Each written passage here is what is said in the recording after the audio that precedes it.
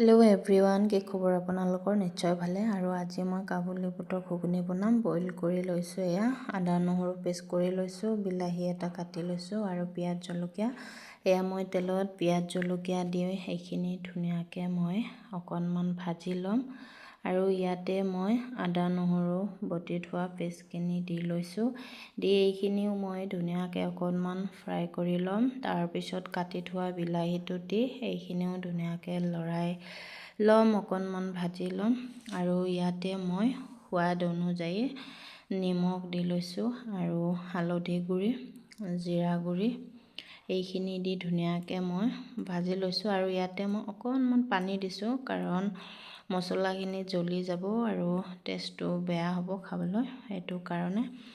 আৰু মই বইল কৰি থোৱা কাবুলিখিনি দি লৈছোঁ। দি এয়া মই আকৌ লৰাই দিছোঁ আৰু এইখিনি মই 5 মিনিটমান ভাজি লৈছোঁ।